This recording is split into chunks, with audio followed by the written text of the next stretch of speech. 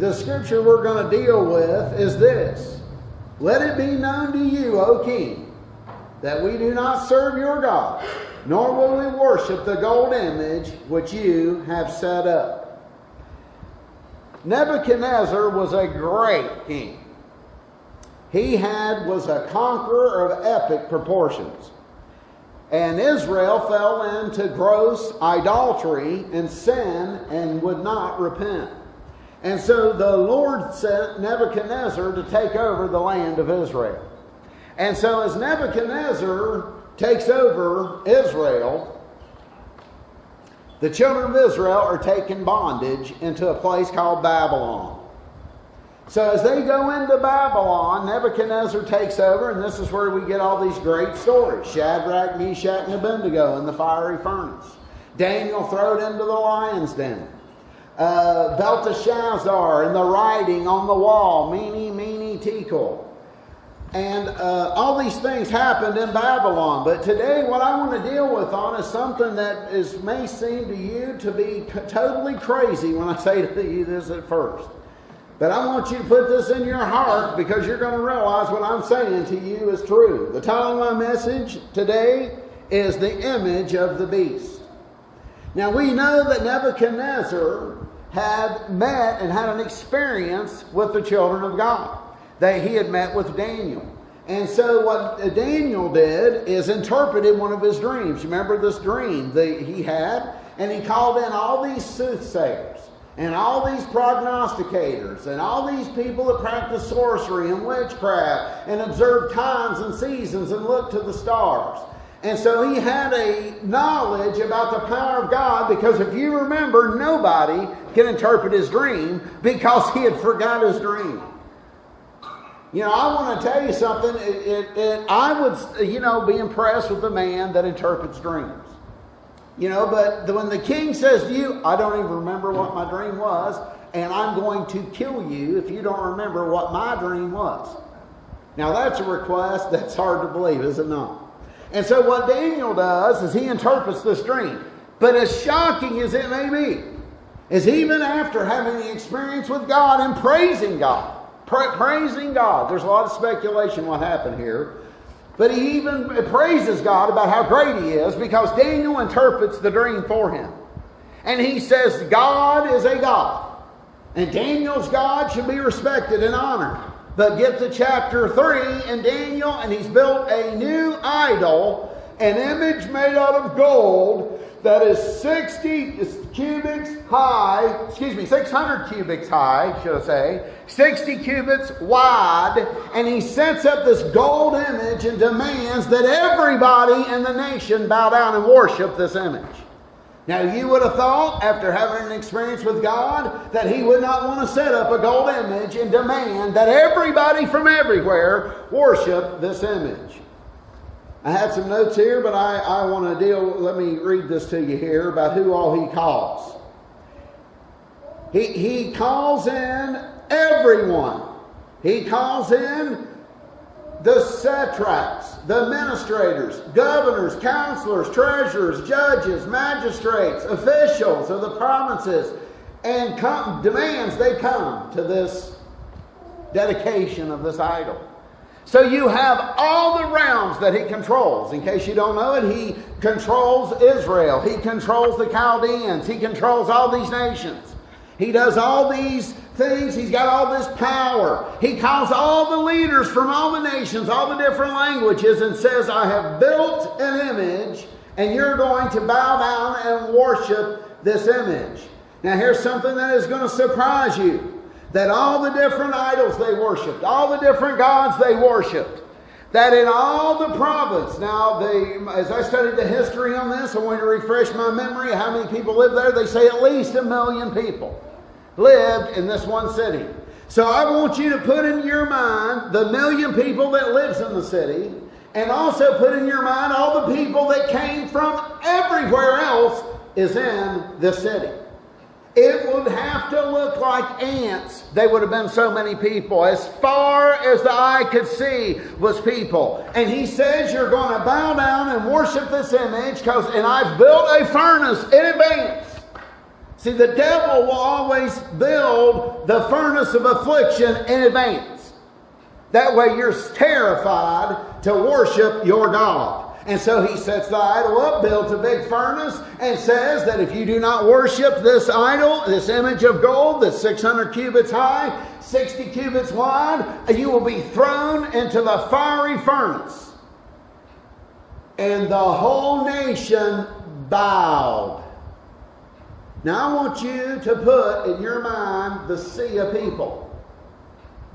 And only 3 peoples left standing. 3.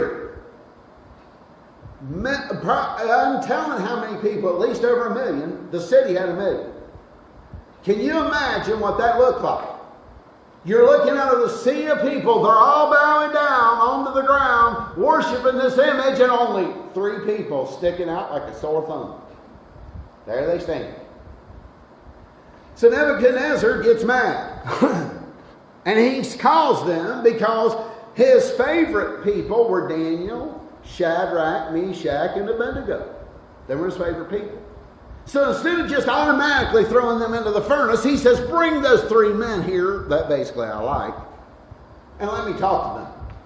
Now, Shadrach, Meshach, and Abednego, when I start playing music, and when you hear the orchestra going, and you hear all these sounds of the harp, the flute, and the saxophone, and all these other things, which they wouldn't call that, but all the different musical instruments. When you hear them start playing, I'll tell you the instruments. It was a horn, flute, harp, lyre, psaltery, and symphony with all kinds of music. You shall fall down and worship the gold image that King Nebuchadnezzar has set up. And them 3 men did not. So Nebuchadnezzar warns them. This is what's going to happen again. And he lists off all the instruments again. Now when you hear all kinds of music, you're going to bow down and worship this image. And so they refuse to. We know that he is they're thrown into the fiery furnace. And who shows up? Jesus Christ. And it says that Nebuchadnezzar looked inside the fiery furnace and said, did we not throw 3 in? And there's 4 in there now. One of them looks like the Son of God. So he brings them out just as graphic as he was if you don't worship the image. The next thing he says, he's this graphic again. The man was so brutal, I don't think he knew any other way, is he said, if you say anything amiss of this God of Shadrach, Meshach, and Abednego, your houses will be burned and become an ash heap.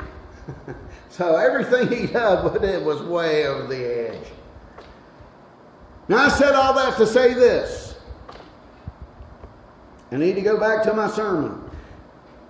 1 million people lived in Babylon. I want you to put in your mind how beautiful the city was. The walls were wide enough. The walls, this is the protection of the city, was wide enough to have chariot races on the top of a wall. Can you imagine that? This was such a magnificent city that chariots could actually race around the wall. No man ever besides Cyrus ever dreamed of taking over the city. They never dreamed of it. They said it's impossible. It's impregnable. There was a moat on the outside of it that was basically a lake. And that you had to cross that before you even got to these walls, which were so thick that it was unimaginable. They're right now rebuilding it, and you can look at this. Since 2003, they've been digging it up and trying to build it so people can see what it looks like. They have found the clay tablets. They are right now building models of what it looked like. And I actually observed that last night. And it was a magnificent city. So most of you have probably heard of this. They had what was called a hanging garden. And they said the gardens from miles away was something to behold. And they had culture from all over the world. All over the world. They had all kinds of music. They had all kinds of temples. They had all kinds of beautiful homes. They had all kinds of beautiful government buildings. They had all kinds of administrators and governors and all these things. I hope you're starting to see a picture of where I'm starting to go here. They had all kinds of great things, just like this country, and they worshipped idols. Every beast that becomes a beast, every nation that turns into a beast will offer you idols to worship besides Jesus Christ. In this country, just as at that time, that what is separating a lot of people from God is their idols. And what would you say our idols is today? Does the beast not set up for you sports people for you to worship instead of Jesus Christ? Has the beast not set up for you to worship the education system versus what Jesus says? Do you not know, and I know the older people will know this, that when we came to this country, the first thing, a part of your day was what? A Bible study. You learned about Jesus Christ, did we not?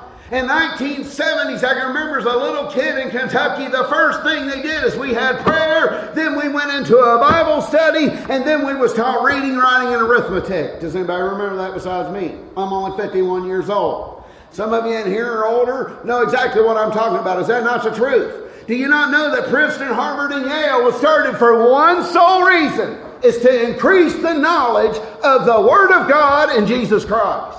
Today, they preach the exact opposite. They preach against Christ. That is when you know that you're living in a beast. It is a monster that cannot be quenched. So now we have all these things for us to worship. I never realized that in my past that I practiced this, and some of you have too.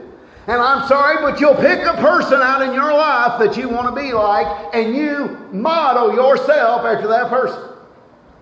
I notice a lot of young girls will have the same outfits on that you'll see some famous music star wearing on TV. Am I right? Has anybody else seen this? I've seen them start fads. And the next thing you know, the kids are worshiping that idol. I know the sports players, they worship the sports players. I don't have a problem with sports. I don't have a problem with musicians. They cannot be our idol, church. In this country, we worship Jesus Christ, Him alone. Doesn't matter if they throw you in the fiery furnace of embarrassment and shame. See, it's right now they're just shaming us for not worshiping those idols. And so what they did, as Nebuchadnezzar did, and which we will eventually do as the world will, I pray better things for us, but they will give you one idol. Nebuchadnezzar, as they've always tried to do, tries to bring everybody together because a lot of people fight over religion, don't they? So we got to bring it all under one roof and get them to bow down and worship one image. As the Revelation plainly says, you'll learn more of this in the next few weeks. And I told the Lord, I said, I'm teaching on this in Revelation. Why do you want me to preach this? Because He really wants you to get what is going on is all the way since the beginning of the first city that fought against God, which was the Tower of Babel under Nimrod, Semiramis, and Tammuz. It is to get you to worship something else besides God. Now I say to you, if we truly worship God, they would not be doing what they do on Sunday. If they, in the 1970s, how many remember this? Kmart was the first place to be open on Sunday, to my knowledge. I can remember the church people were appalled that Kmart was going to be open on Sunday. I can remember that. What do you mean they're going to be open on Sunday? So Kmart responded with this. But we're not going to be open until noon, and we're going to close at 6. That way they won't miss the first church service, and they won't miss the second church service.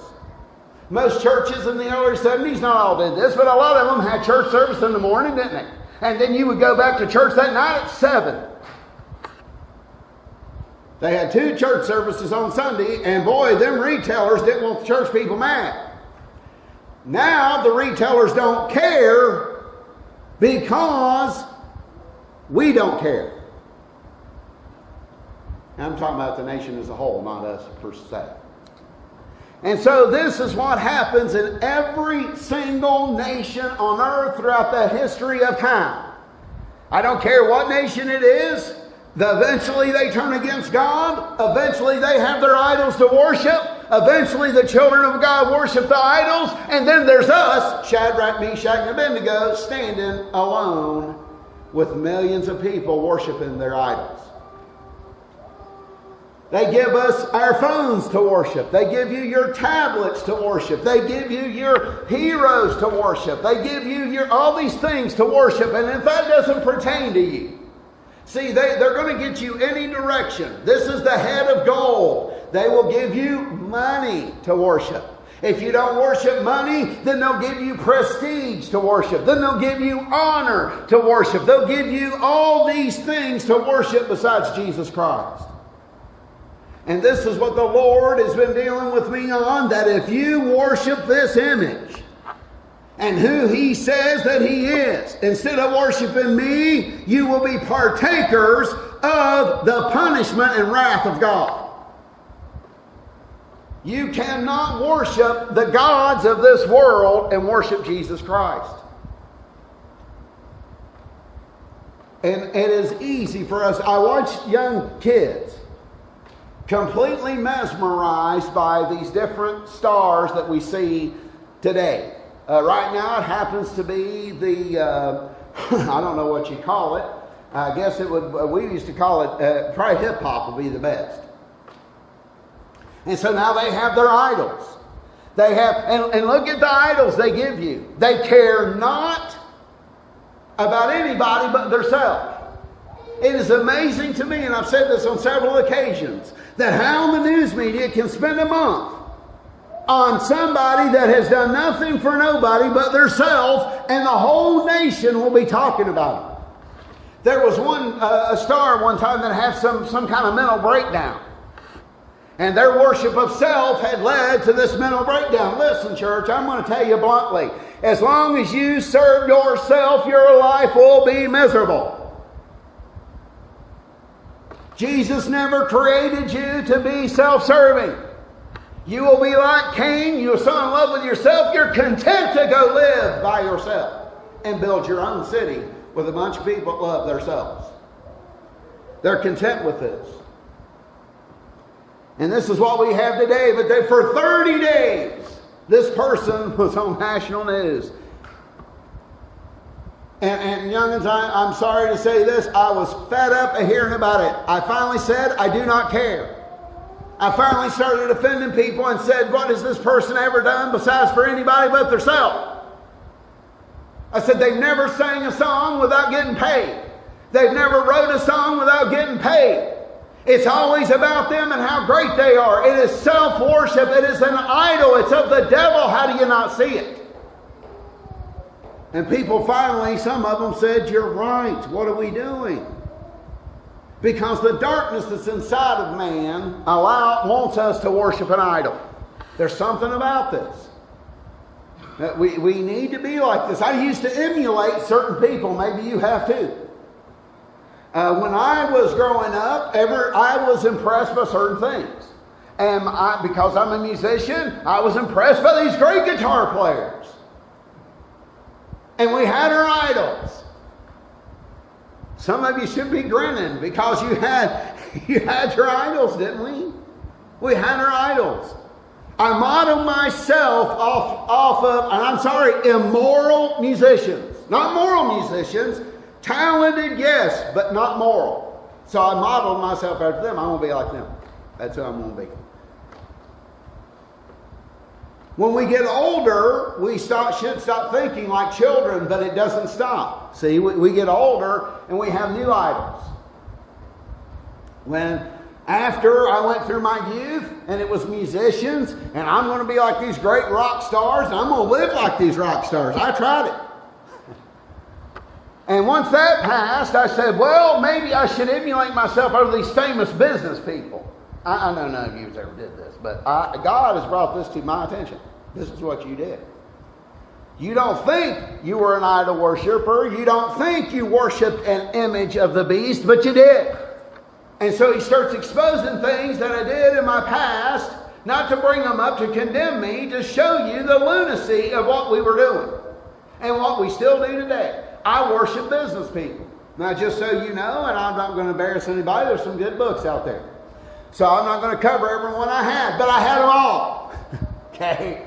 I subscribed to them all. I learned about how they made money. I learned about how to get rich. I learned at what they did, the practices they practiced. I had them all, read them all religiously. It was my God. Wayne is going to be a big businessman. That is what's going to happen. And that's what I lived in the 80s. Later 80s. All against God. All of it against God. I'm not picking on our country because the country is not bad. But the beast as a whole is bad. Do you understand? The system is evil. Let me explain to you about worshiping a beast is. And I will teach more on this much later. A prosecutor made a mistake. And he put somebody in jail. I watched this. I watched this several times. I like watching this kind of stuff. People wrongfully accused, they get out of jail. I like it. So he was wrongfully accused. Well, they went to the prosecutor and they said to the prosecutor, there was not enough evidence to convict this man. You've wrongfully put him in prison. The DNA proves that he's innocent. And you know what he says? I still wasn't wrong. The system we have is the best. And this is what we're going to stick with. Are you getting where I'm coming from? In other words, it didn't matter the lives they had ruined. It didn't matter the poor decisions they had made. They wanted to prosecute this person because it was major media news and they needed to be the head of all there is. See, when you are willing to have your promotion at the destruction of everybody else, you're serving the devil. And you're bowing down and worshiping the idol of gold. And so this, because he says this, the system is all we have. No, you have mercy, you have grace, you have truth. The beast does not control you, you control it. And if it makes a mistake, you kill it. And then you fix it. Am I right? But you'll notice that they start worshiping the beast more and the image of it more than what righteousness and truth is. That what about this man just recently that was proven innocent, spent 20-some years in jail? He's still sitting in jail because they said, well, we got to run it through the system to do the right kind of paperwork. That is worship of the beast. That's worship of the image of the beast. It's a worship of that system. I hope you understand what I'm telling you. Your system, I don't care whether it's education, I don't care whether it's going to the Justice Department, I don't care whether it's the police department.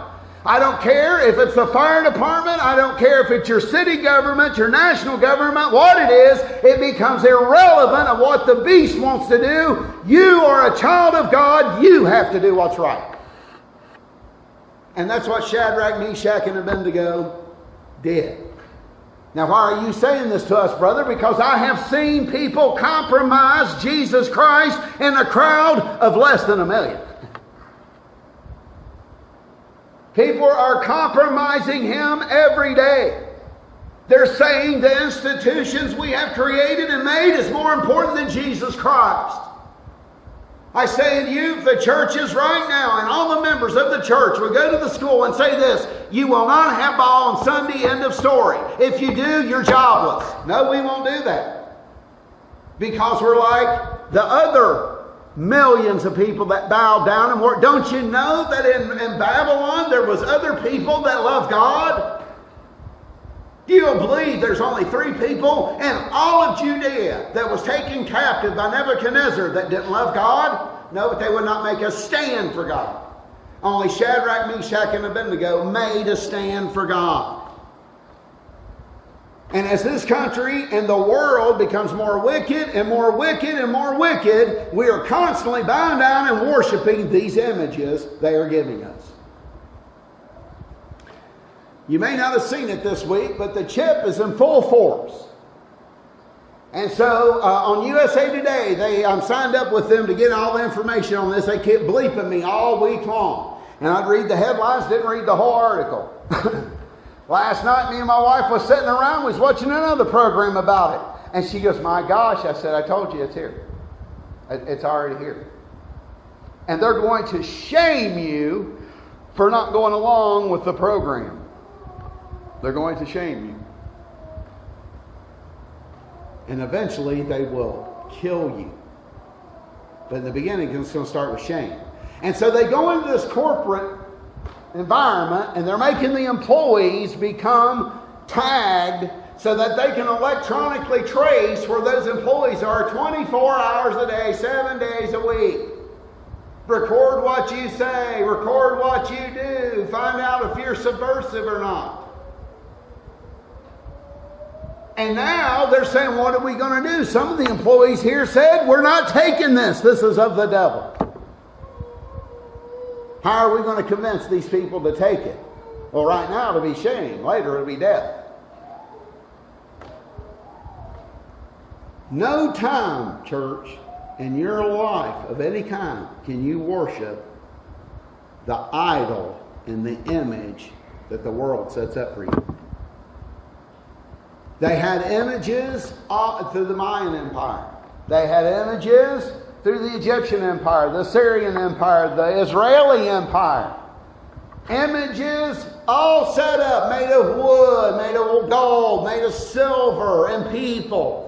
The Roman Empire had all kinds of images to worship. The gladiators were such rock stars that women would spend a year's salary to fornicate with them. This is the perversion that takes over when people turn against God.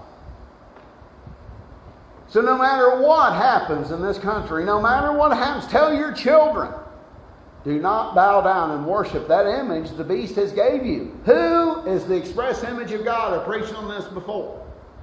It's Jesus Christ. That's who we're going to worship. Amen?